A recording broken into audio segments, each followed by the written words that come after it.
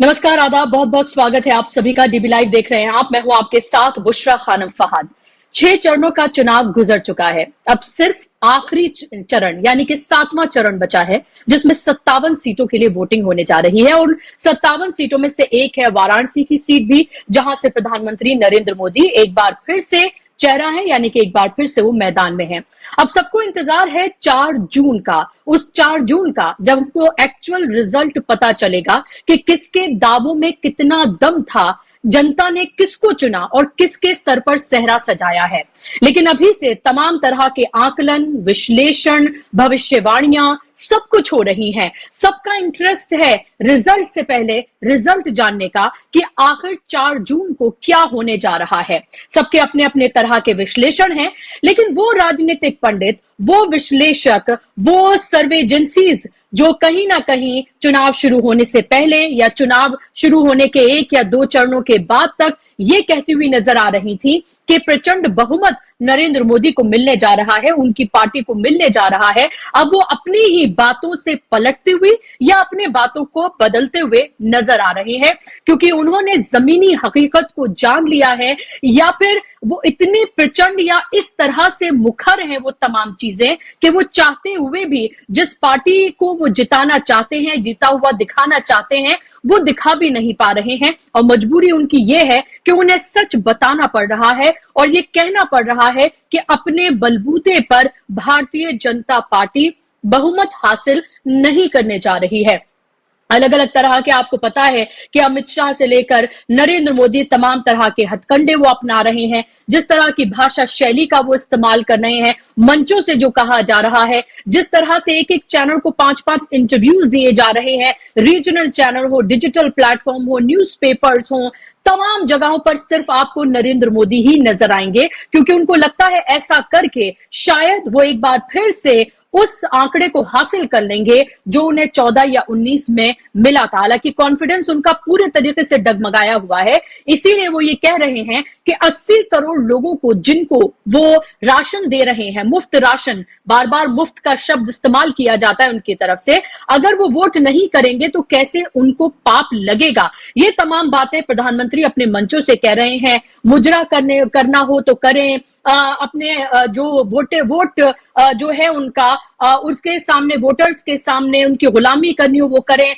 हिंदू मुसलमान तमाम चीजें वो आपने देखी। भाषा की तो खैर कोई मर्यादा रही नहीं, इस पर बात करना फजूल है। लेकिन अभी फिलहाल क्या होने जा रहा है, नतीजे क्या होने जा रहे हैं, क्या वाकई में नरेंद्र मोदी अपने बलबूते पर लाने जा रहे हैं क्या फिर बहुमत, या बहुमत उनको नहीं मिल रहा है, क्या एनडीए को बहुमत मिलेगा या इंडिया को बहुमत मिलेगा, क्या है फिलहाल की तस्वीर, इसी से आज हम पर्दा उठाएंगे और आज इसी पर हम बात करेंगे, गहन चर्चा करेंगे। हमारे साथ एक ऐसे वरिष्ठ पत्रकार जुड़ने जा रहे हैं जिनकी बातों को लोग सुनना, जिनको देखना पसंद करते हैं, जो तथ्यों पर आधारित बात करते हैं, जो किसी पार्टी के प्रचारक की तरह बात नहीं करते और ना ही किसी से पैसा लेकर वो किसी तरह का विश्लेषण करते हैं। आप सही समझे, मैं बात कर रही हूं वरिष्ठ पत्रकार श्रवण गर्ग जी की, जो फिलहाल हमारे साथ जुड़ गए हैं। और आप उनको बहुत देखना पसंद करते हैं, सुनना भी उनको पसंद करते हैं, बिना लाग लपेट के वो अपनी बातों को रखते हैं। श्रवण जी, बहुत बहुत स्वागत, इस्तकबाल आपका डीबी लाइव पर और मेरे शो पर।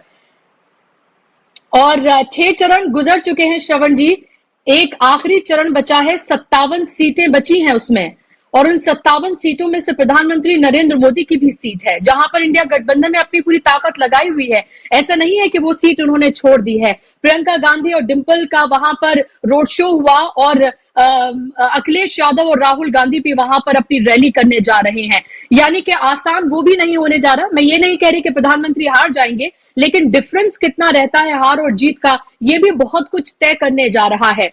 इस चुनाव को 6 चरणों के बाद आप किधर जाता हुआ देख रहे हैं, क्या कहता है आपका विश्लेषण? मैं भविष्यवाणी नहीं कहूंगी, क्या कहता है आपका विश्लेषण? तो जो आपका सवाल है वो इम्पोर्टेंट है, बहुत इम्पोर्टेंट सवाल है। ये जो 57 सीटें हैं जो आखिर में बची हैं, 386 के करीब सीटें हो चुकी हैं, 486 के करीब, 480 जी जी 486 के करीब हो गई हैं। और अब जो बचा है वो इस लिहाज से इम्पोर्टेंट है कि उसमें यूपी, बिहार, झारखंड, हिमाचल, ये तमाम जो राज्य हैं वो तो हैं ही बीजेपी के लिहाज से इम्पोर्टेंट हैं। सीटें भी इम्पोर्टेंट हैं, गोरखपुर भी है इसमें, इसमें पटना साहिब भी है इसमें, और वाराणसी तो खैर है। और वाराणसी का जो आपने मुद्दा उठाया वो इम्पोर्टेंट है कि प्रधानमंत्री की लीड कम हो जाती है तो भी एक बड़ा प्रधानमंत्री के लिए झटका होगा कि वो पिछली बार के मुकाबले कम मतों से जीत की ज़्यादा मतों से हैं, तो वो भी एक चैलेंज तो है प्रधानमंत्री के लिए।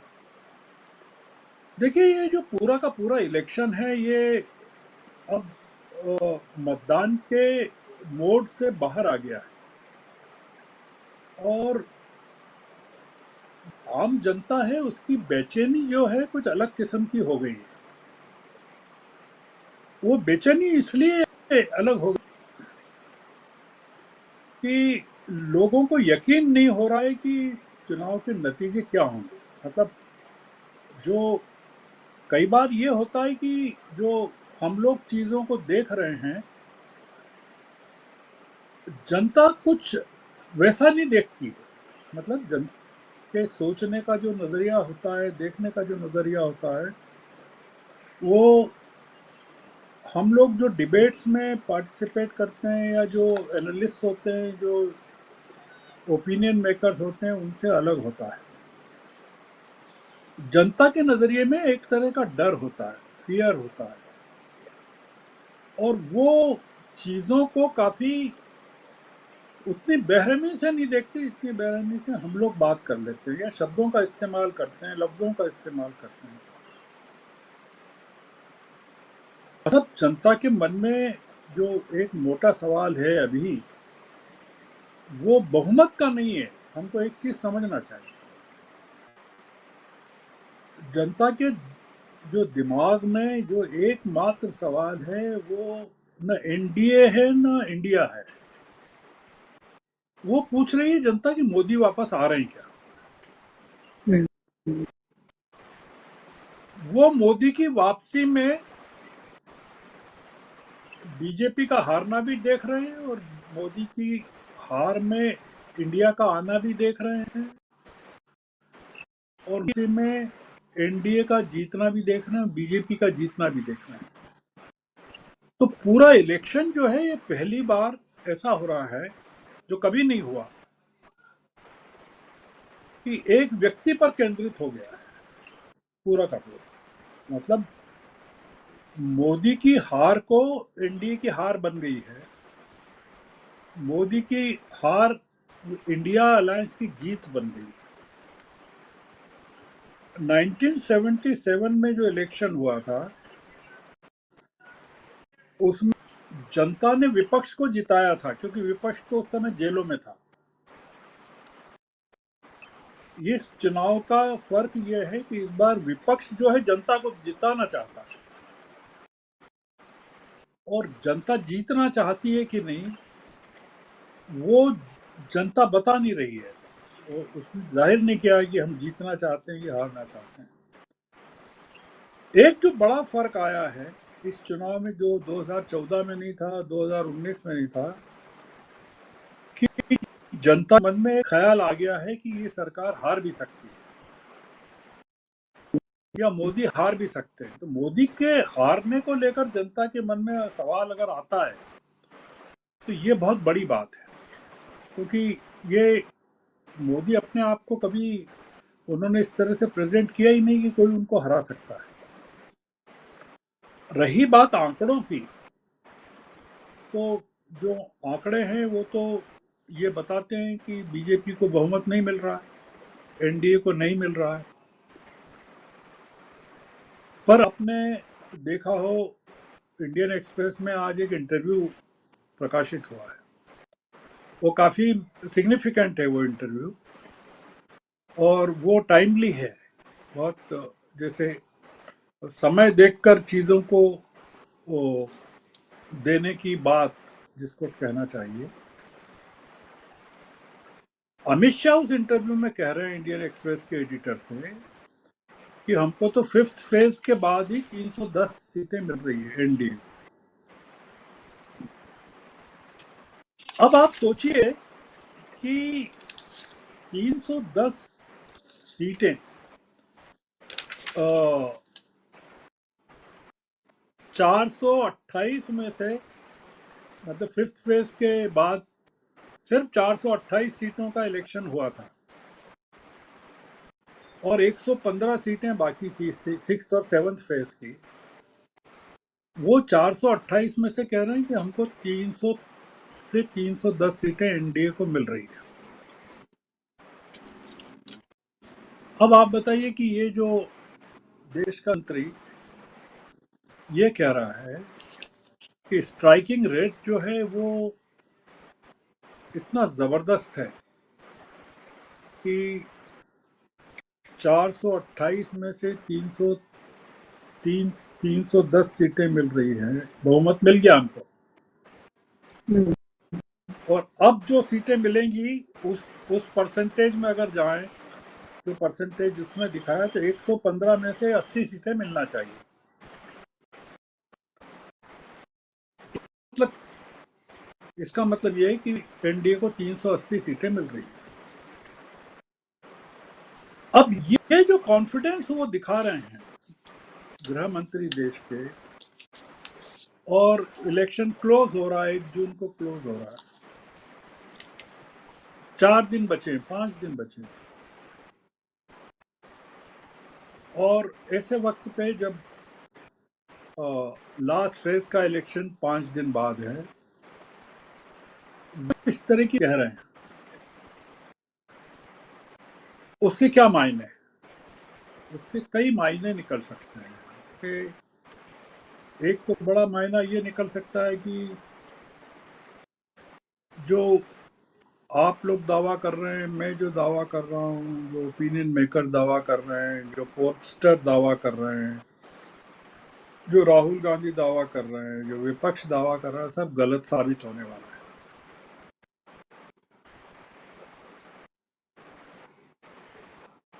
उस हालात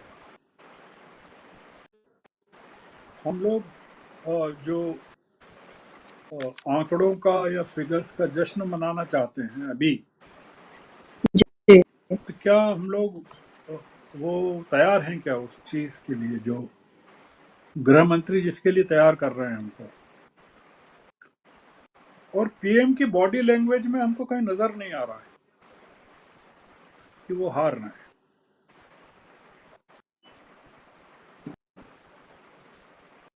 एक तरह की नर्वसनेस बीजेपी की रैंक एंड फाइल में या एनडीए में दिख रही है, वो एक अलग चीज है। पर ये जो चीज गृह मंत्री कह रहे हैं, इम्पोर्टेंट आदमी है गृह मंत्री, बहुत इम्पोर्टेंट आदमी, नंबर 2 हैं वो इस हुकूमत में। और केजरीवाल का आरोप या एलिगेशन या जो भी वो कह रहे हैं सही है, तो वो अगले साल प्रधानमंत्री बनने वाले हैं। हम्म, वो अगर प्रधानमंत्री बन रहे हैं तो मान के चलना चाहिए कि फिर मोदी जी राष्ट्रपति बनने वाले। हमको कुछ चीजों को एक अलग पर्सपेक्टिव में, अलग नजरिए से देखने की शुरुआत करना चाहिए। विपक्ष कर रहा है, विपक्ष ने शुरू कर दिया है। 1 जून को इंडिया अलायंस की बैठक है और वो बड़ी इंपॉर्टेंट बैठक है, उसका कोई एजेंडा अभी अनाउंस नहीं किया है। 2 जून को जाना है अरविंद केजरीवाल को फिर से जेल में, तिहाड़ में। उन्होंने हेल्थ रीजन से 1 सप्ताह का एक्सटेंशन मांगा है अपने वापसी के लिए। सुप्रीम कोर्ट देती है कि नहीं, वो एक अलग मुद्दा है, उनकी बेल में रियायत करती है। 1 जून को इंडिया अलायंस की बैठक इंपॉर्टेंट है और वो बैठक ये तय नहीं करने वाली है कि प्रधानमंत्री पद का कौन सा उम्मीदवार होगा इंडिया अलायंस की को बहुमत मिलता है। मैं जैसा अनुमान लगा रहा हूँ, मेरा जो सोच है गलत भी हो सकता है, मैं कभी ये दावा नहीं करता कि मैं जो कहता हूँ सही है। उसमें ये विचार होगा कि 4 जून की सिचुएशन अगर सोच के मुताबिक पैदा नहीं होती है तो फिर विपक्ष को मुकाबला कैसे करना चाहिए। और जो सरकार की का सोच है कि वह बहुमत मिल रहा है, तो उसके पीछे कारण क्या है। आपने देखा ना कि इलेक्शन कमीशन ने जो आज अगर आपने ट्विटर पर खंगाला हो तो कॉन्स्टिट्यूएंसी वाइज एब्सोल्यूट फिगर्स जारी कर दिए पोलिंग के, एक एक इलाके के कर दिए। इसका क्या मतलब है? इसका मतलब ये कि आप 4 जून के फैसले की लेजिटिमेसी को चैलेंज नहीं कर सकते। वो कहेंगे ना कि तो हमने अभी तक जितना इलेक्शन हुआ उसके फिगर जारी कर दिए, सारा काम कानूनी तरीके से हो रहा है, तो फिर विपक्ष को क्यों आपत्ति होना चाहिए। 4 जून के फैसले, 4 जून की वर्डिक्ट को, नतीजों को विपक्ष को स्वीकार करना चाहिए। जो डेमोक्रेटिक तरीका तो यही होता है कि भाई आप स्वीकार कीजिए। देश के सामने, विपक्ष के सामने और तमाम लोगों के सामने, जो सेकुलर जमात है या लिबरल जमात है, उसके सामने एक बड़ा चैलेंज 4 जून को पेश होने वाला है। तो मेरा सवाल श्रवण जी, क्योंकि अभी लोगों को ये जानने में बहुत दिलचस्पी और वो तमाम टीवी चैनल्स और तमाम जगहों पर खंगाल के जानना चाहते हैं कि आखिर को होने क्या जा रहा है, आखिर किसको मिलने जा रही है मेजोरिटी। क्या बीजेपी अपने दम पर मेजोरिटी लाने जा रही है? क्या एनडीए अपने दम पर मेजोरिटी ले आएगी? क्या 300 पार जो इंडिया गठबंधन कह रहा है, केजरीवाल से लेकर तमाम लोग कि 300 आ रहे हैं, राहुल गांधी तो ये भी कहते हैं कि 150 भी पार नहीं करेंगे, और ये भी कहना है कि साउथ में साफ, नॉर्थ में हाफ। कितना दम लगता है इन तमाम बातों में? आपका आकलन क्या कहता है? बीजेपी की हालत क्या है फिलहाल और इंडिया गठबंधन की क्या है हालत? देखिए, मेरा जो आकलन कहता है वो तो मैं कई बार कह चुका हूं कि एनडीए को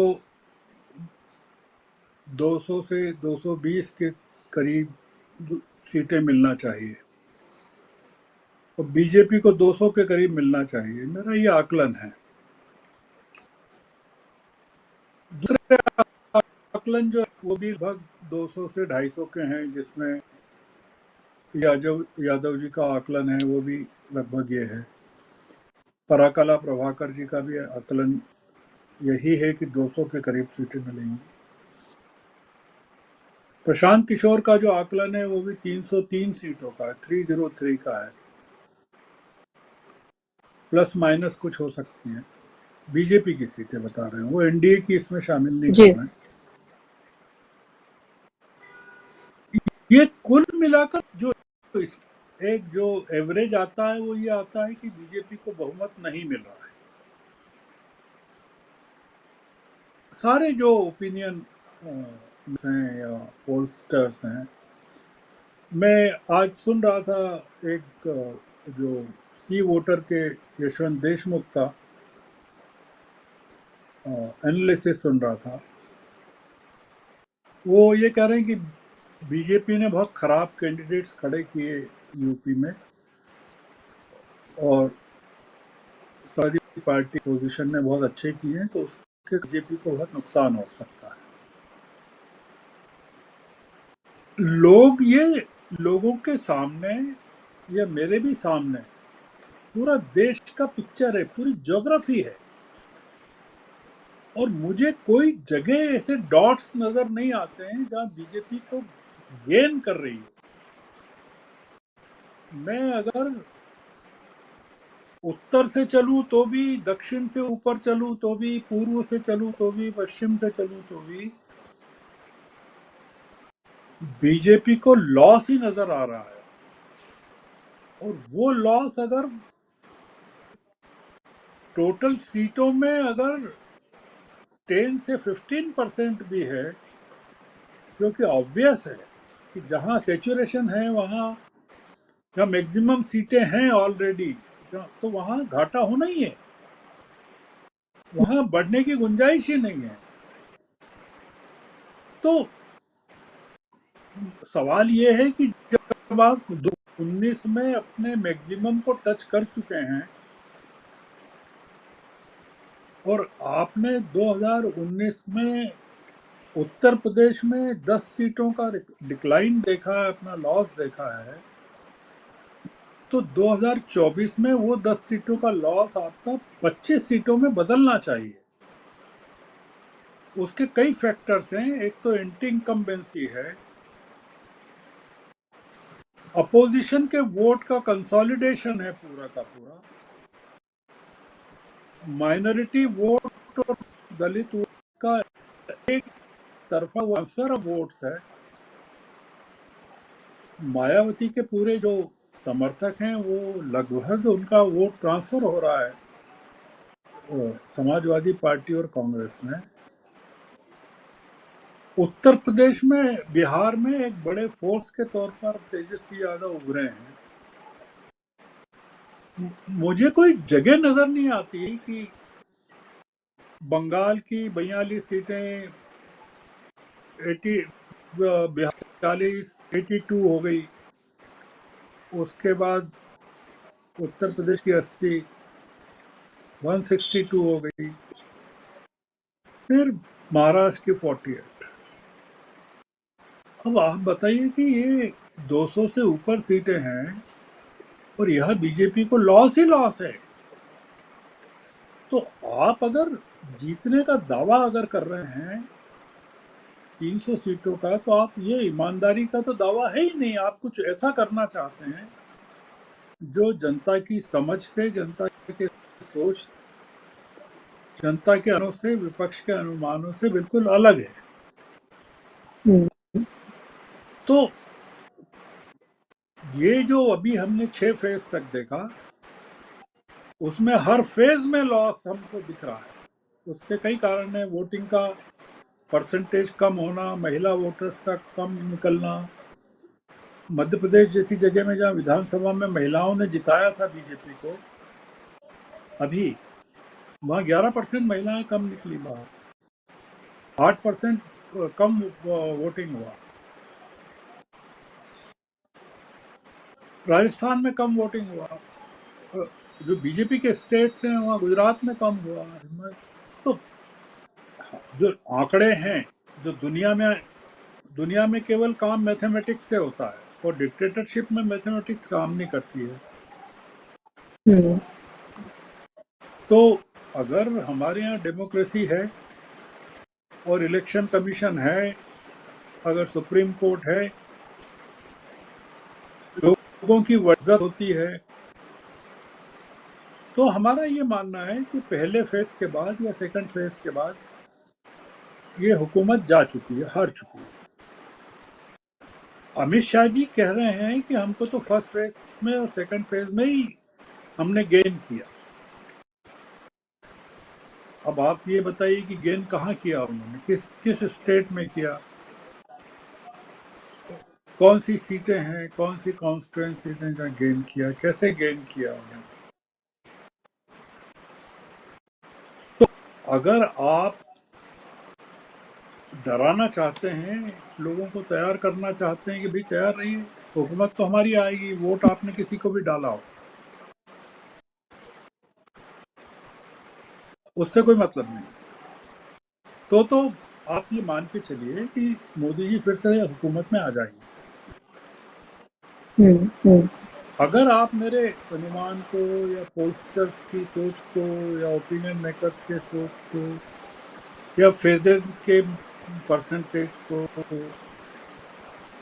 या एंटी इनकम्बेंसी को, या रीजंस जो हैं अनएम्प्लॉयमेंट, बेरोजगारी, महंगाई, करप्शन, उसको, या डिवीजन ऑफ वोट्स अपोजिशन का जो खत्म हो गया पूरा उसको, या जो अपोजिशन की मीटिंग्स में लोगों का हुजूम उमड़ रहा है उसको, अगर कोई इंडिकेटर्स के तौर पर इनको काउंट में लेना है, तो मेरा ऐसा मानना है कि बीजेपी को 200 से कम सीटें मिलना चाहिए।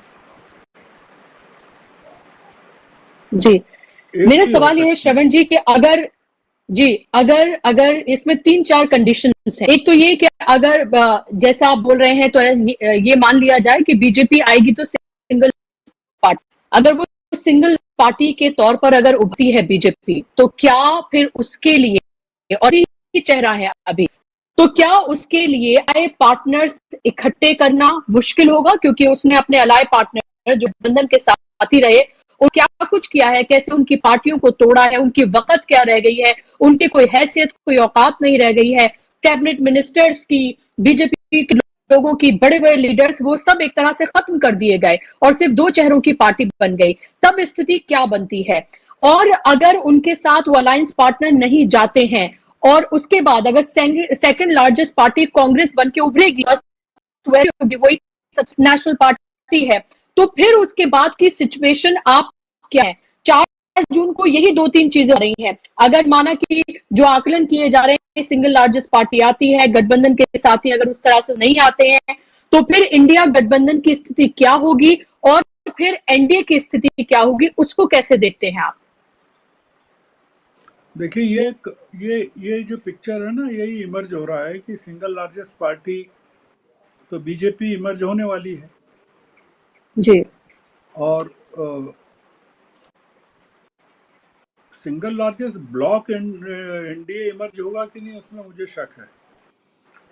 पर सिंगल लार्जेस्ट पार्टी, इनकी जो कोशिश है वो ये है कि सिंगल लार्जेस्ट ब्लॉक के तौर पर भी एनडीए को इमर्ज कराएं, और सिंगल लार्जेस्ट पार्टी के तौर पर भी बीजेपी को इमर्ज कराएं। दोनों चीजें पॉसिबल नहीं है। एक ही चीज पॉसिबल है कि सिंगल लार्जेस्ट पार्टी के तौर पर बीजेपी इमर्ज हो। उस हालत में अगर राष्ट्रपति भवन इनको आमंत्रित करता है, बुलाता है सरकार बनाने के लिए, तो मुझे जो 2-3 पॉसिबिलिटीज लगती हैं वो ये लगती हैं कि इंडिया अलायंस का तो कोई पार्ट जाएगा नहीं इनके साथ। एनडीए के पार्टनर्स इंटैक्ट रह सकते हैं, तो एनडीए के जो भी हैं, कौन से हैं, शिंदे ग्रुप है महाराष्ट्र में, एनसीपी अजीत ग्रुप है, अजीत पवार ग्रुप है, नीतीश कुमार का ग्रुप है, बड़े ग्रुप्स में यही है। बाकी तो राजभोर जी की पार्टी है या अपना दल है, या मायावती जी का जो सपोर्ट है वो बहुत ही साइलेंट है, वो क्या करवट लेता पता नहीं, वो किसी के साथ नहीं है।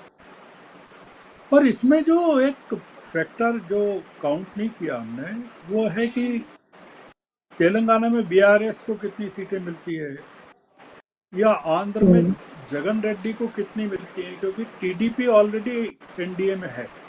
तो टीडीपी अगर है तो एनडीए में जगन रेड्डी नहीं आएंगे।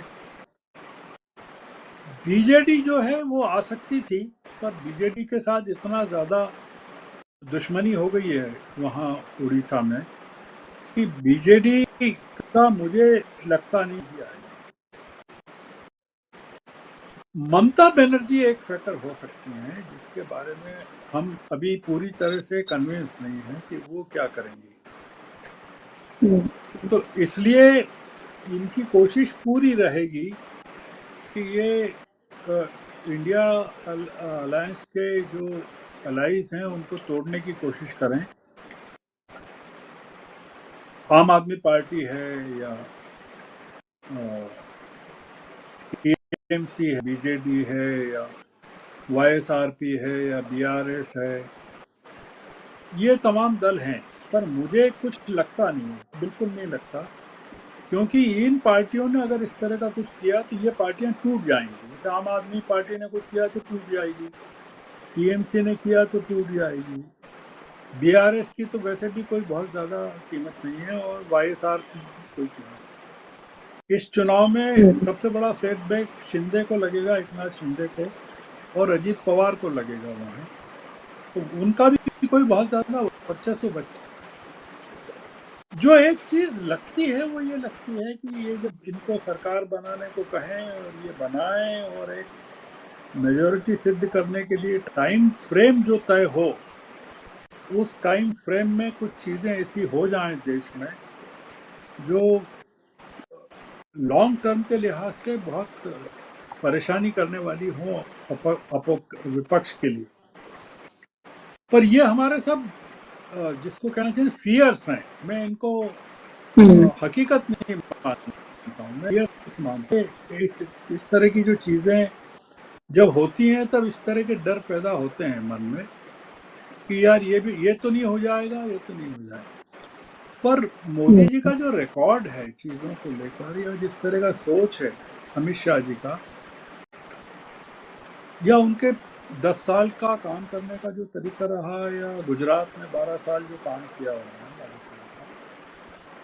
उसको देखते हुए हमको सब कुछ पॉसिबल लगता है। मैं ऐसा मानता हूँ कि वो कुछ भी कर सकते हैं, और उसमें कौन कौन मदद करता है, कॉन्स्टिट्यूशनल जो इंस्टीट्यूशंस हैं वो कितनी मदद करते हैं, नहीं करते हैं। एक बड़ी संख्या में मान लीजिए कि जो पिटिशंस अभी आएंगी अदालतों में इलेक्शन के बाद, उनका क्या होगा? आपने देखा ना, इलेक्शन कमीशन ने विपक्ष की जितनी शिकायतें थी सबको कोल्ड स्टोरेज में डाल दिया। प्रधानमंत्री ने इस तरह की भाषा का इस्तेमाल किया, क्या कार्रवाई की? कोई कार्रवाई नहीं। एक मेंबर ऑफ पार्लियामेंट ने बीजेपी के इलेक्ट्रॉनिक वोटिंग को डैमेज कर दिया। बहुत सारी चीजें हो रही है, और इलेक्शन कमीशन की भूमिका बड़ी सस्पिशियस रही है। इसलिए मैं देखिए अभी थोड़ा सा जिसको कहते हैं ना फिंगर क्रॉस, तो वो स्थिति है कि कुछ बहुत ज़्यादा आप कह दें कि ऐसे ही होने वाला और नहीं हो, लोगों की उम्मीदें आप पैदा करते हैं कि ये हो रहा है। तो अभी तो इंडिया अलायंस भी कुछ कहने की स्थिति में नहीं है। साहब से पूछा कि इंडिया अलायंस का पीएम फेस कौन होगा, तो उन्होंने मना कर दिया कुछ भी कहना। उन्होंने कहा कि क्या, उन्होंने पूछा राहुल गांधी होंगे क्या, तो उन्होंने बोला नहीं, ये तो सब मिल के तय करेंगे कौन। सारी सिचुएशन अभी फ्लूइड सिचुएशन है जिसको कहना चाहिए। तो मैं अभी कोई बहुत आंकड़े बिल्कुल खिलाफ हैं सरकार के, मूड देश का खिलाफ है देश के सरकार के। सरकार क्या इज्जत करेगी मूड की, वर्डिक्ट की, वो देखने की बात है। और ईवीएम के जो नतीजे निकलते हैं वो कैसे निकलते हैं वो देखने की बात है, क्योंकि ये बड़ा 100 कॉन्स्टिट्यूएंसीज ऐसी हैं जो बहुत बड़े फर्क पैदा कर सकती है, जहां पिछले चुनाव में बहुत कम मार्जिन से जीत हार के फैसले हुए हैं। तो इसलिए हमको पता नहीं है कि वहाँ जो वोट अभी बढ़े हैं, जो एक्चुअल वोट डले और जो बाद में दिखाए गए, बहुत सारी कॉन्स्टिट्यूएंसीज ऐसी है जहाँ 1 लाख तक वोट बढ़े हैं, कहीं 25,000 बढ़े हैं, कहीं 50,000 बढ़े हैं। ये कॉन्स्टिट्यूएंसीज वल्नरेबल कॉन्स्टिट्यूएंसीज हैं, तो हम कुछ कह नहीं सकते अगर इनका क्या नतीजा निकलेगा। जी, क्या किसी तरह के डर को भी आप देख रहे हैं क्या? 2 सवाल ये लास्ट में, कि जनता के दिल में अब से कुछ दिन पहले ये सवाल आता था कि नरेंद्र मोदी देन हू, ये बहुत सारे लोग इस तरह से कहा करते थे, लेकिन वो सवाल तो अब पूरी तरीके से खत्म हो गया है। दूसरा सवाल ये कि क्या नरेंद्र मोदी हराया जा सकता है, उसका जब लोगों को मिलने लगा है, दे रही है। और इसके साथ-साथ एक डर ये भी कि जब तक इनको आसानी से सत्ता से नहीं हटाया जा सके, अगर ये हटेंगे तो फोर्सफुली ये हटेंगे। तो क्या इस तरह के किसी की जनता ने तो कोई और फैसला किया हो, लेकिन हम होता हुआ को देखें, और क्या आप ये भी मानते हैं कि ऐसा भी हो सकता है कि अगर नरेंद्र मोदी के पर अगर नहीं बनती है तो कोई और चेहरा भी संघ की तरफ से सामने लाया जा सकता है कि अभी नरेंद्र मोदी और शाह ये होने दें? इस तरह की तमाम बातें हैं जो तैर रही हैं हवा में, इसको कैसे देखते हैं आप? का रोल तो फिर से बाहर हो गया है, संघ को इन्होंने बाहर कर दिया है। आपने देखा कि फिफ्थ फेज के बाद जो नड्डा जी ने घोषणा की कि संघ की भूमिका, संघ एक आइडियोलॉजिकल कल्चरल ऑर्गेनाइजेशन है, तो संघ को तो इन्होंने पूरा का पूरा बीजेपी से अलग कर दिया है, आइसोलेट कर दिया है। संघ के हाथ में कुछ है नहीं कि वो आने वाले दिनों में भी उसका जब पॉलिटिकल रोल ही खत्म कर दिया, तो संघ के हाथ में कुछ है नहीं कि अब संघ से कोई बात भी नहीं करेगा कि आप संघ की कोई राय की कुछ संघ की ओपिनियन की कुछ वैल्यू नहीं है। ये जो इन्होंने कहा, पराकाला प्रभाकर को कोट करते हुए जो चीज ऑडियो वीडियो में सर्कुलेट हो रही है, वो ये है कि अगर ये डेमोक्रेटिकली सत्ता नहीं छोड़ते हैं तो जनता इनको हटा देगी। मैं उसके बारे में थोड़ा सा मेरे मन में अभी थोड़ा सा मैं उसको एक फियर के साथ ग्रहण कर रहा हूँ। वो इसलिए कि हमारे में इस तरह का कोई प्रयोग कहीं हुआ नहीं है, कभी देश ने सोचा नहीं है, या देश की तैयारी इस तरह की कभी रही नहीं है। और दूसरा ये कि जो मोदी जी की ताकत है वो ये है कि उन्होंने अपने लोगों को काफ़ी एक अलग तरीके से मिलिटेंट बना दिया है, मतलब नॉन वायलेंट मिलिटेंट या जैसा भी कहना चाहें। उनके समर्थक काफ़ी अलग किस्म के हो गए।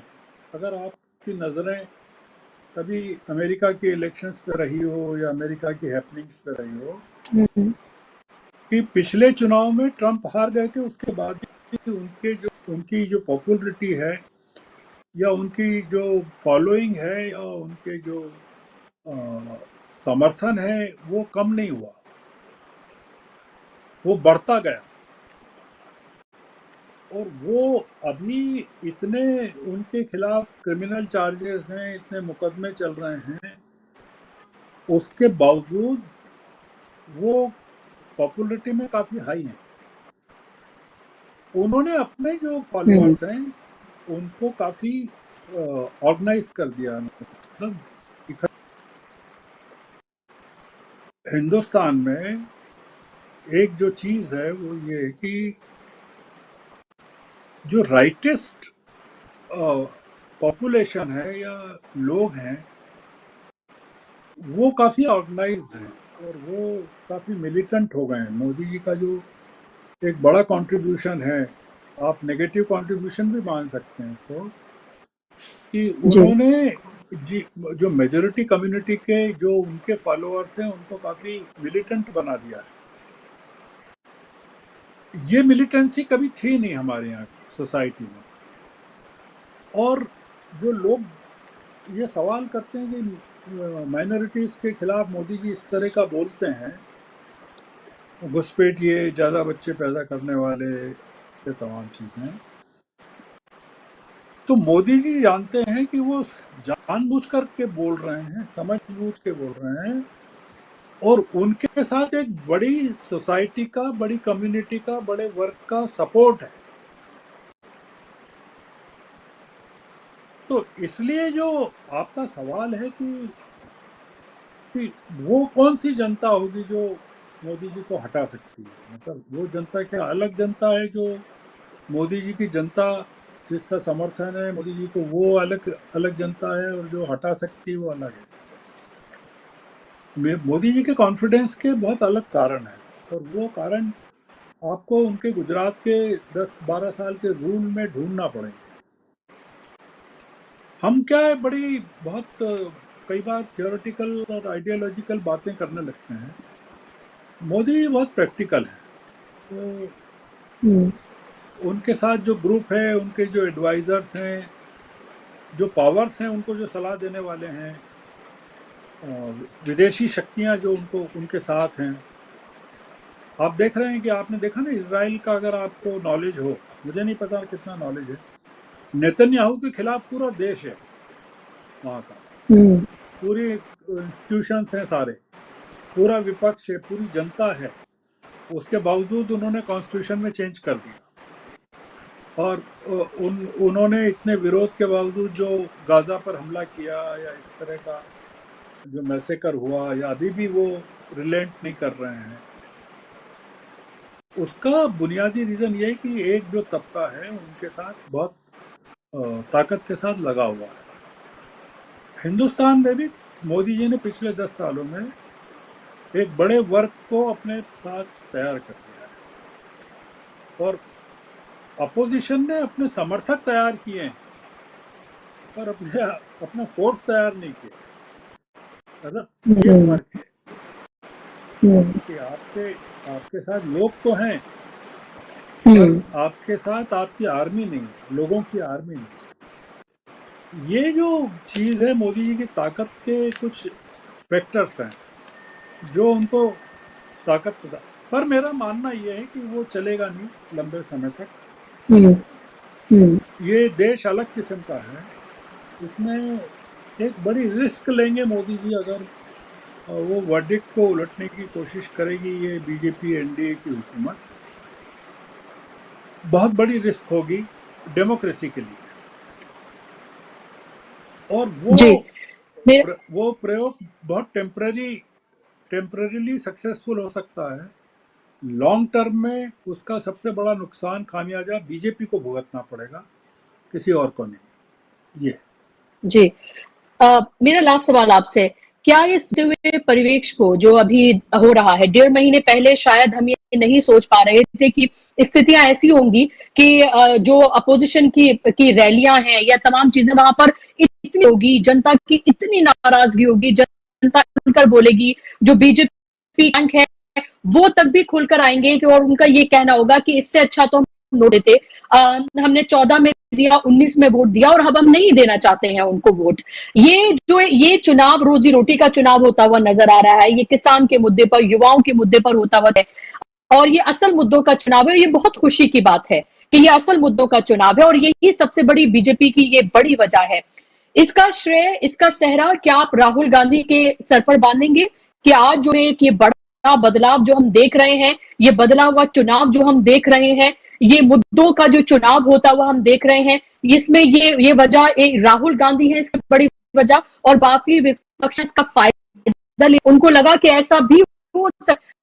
और क्या अब जनता के जहन में ये सवाल है कि नरेंद्र की कुर्सी भी, नरेंद्र मोदी को भी कुर्सी हटाया जा सकता है, और देश डिसाइड कर लिया है कि देश तरफ जा रहा है। इसका पूरा श्रेय राहुल गांधी को जाता है। उन्होंने देश में जो जान डाली है पूरी की पूरी, उनकी 2 यात्राएं जो रही हैं, कन्याकुमारी से कश्मीर वाली और मणिपुर से बॉम्बे वाली, उसने पूरा का पूरा नक्शा देश का बदल दिया है। ये लाखों की भीड़ को उन्होंने सड़क पर लाकर बता दिया है कि लोगों के दिलों से डर खत्म हो गया है। और निश्चित रूप से राहुल गांधी को ही इसका पूरा श्रेय जाता है, अपोजिशन को एक करने का, जो अनप्रेसिडेंटेड है, जिसको अंग्रेजी में कहते हैं कि पहले कभी देखा नहीं गया, उस तरह का मैंने कभी नहीं देखा किसी भी राज्य में और किसी भी हुकूमत में, देखा नहीं कि इस तरह का माहौल देश में पैदा हो। और दूसरा ये कि मोदी जी को हटाया जा सकता है, ये विचार अपने आप में बहुत बड़ी उपलब्धि है राहुल गांधी की, कि जो देश कल तक ये सोच रहा था कि मोदी जी इंडिस्पेंसिबल हैं, वो उनको हटाया नहीं जा सकता। वो वो मोदी जी जो जिस टर्म में अपने आप को प्लेस कर रहे थे, पुतिन की टर्म में, जिनपिंग की टर्म में, कि वो तो जीवन भर सत्ता में रह सकते हैं, रूस और चीन के राष्ट्राध्यक्षों की तरह, वो पूरी की पूरी मिथ डिमोलिश हो गई। इस इलेक्शन की सबसे बड़ी खूबी ये है कि इसने कई मिथ्स को डिमोलिश किया है, और जो मुल्क एक डिक्टेटरशिप की तरफ बढ़ रहा था, बढ़ जाता, कॉन्फिडेंटली बढ़ रहे थे ये लोग, उसको राहुल गांधी ने पूरी तरह से रोक दिया है, सिंगल हैंडेडली रोक दिया। किसी को उम्मीद नहीं थी कि वो रोक सकते हैं। तो इसकी पूरी क्रेडिट उनको जाती है, राहुल गांधी को। इतिहास में उनका नाम लिखा जाएगा कि एक आदमी ने कितना बड़ा काम किया है, और उनके साथ जिस तरह से प्रियंका गांधी जुड़ी हैं, बहुत ही तूफानी तरीके से। एक नए किस्म का चैप्टर, पॉलिटिकल चैप्टर, हिस्ट्री लिखी जा रही है, और मोदी जी के मन में जो डर है वो यही है कि उनको हटाया जा सकता है,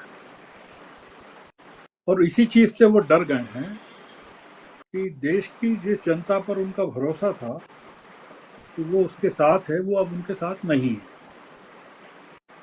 तो जो अगला कदम हो सकता है विपक्ष का, वो ये हो सकता है कि कुछ इस तरह की चीजों को करे विपक्ष की, मोदी जी को बाध्य होना पड़े कि वो सत्ता को छोड़ दें, या तो सत्ता छोड़ें या देश छोड़ें, क्योंकि कोई चीज बचती नहीं है कि वो अगर कब तक बने रह सकते हैं, कि ये सवाल है। साल भर रहें, 6 महीने रहें, 2 साल रहें, वो जितनी देरी करेंगे उतना विपक्ष मजबूत होगा, और उतना इस देश की जनता में यूनिटी बढ़ती जाएगी, और उनके खिलाफ नाराजगी बढ़ती जाएगी मोदी जी की। यह है मेरा मानना। जी जी, बिल्कुल। तो बहुत सारे महत्वपूर्ण पहलू हैं जिन पर हमने बात की है। जाहिर सी बात है, इंतजार तो 4 जून को क्या होगा, ये तो अभी भविष्य के गर्भ में छुपा हुआ है, लेकिन बहुत चीजें हैं जो बिल्कुल आईने की तरह साफ है, पानी की तरह साफ है, और साफ तौर पर दिख रहा है कि देश किस तरफ जा रहा है और ये चुनाव भी किस तरफ जा रहा है। बहुत सर, आपका के लिए और का हिस्सा बनने के लिए बहुत शुक्रिया।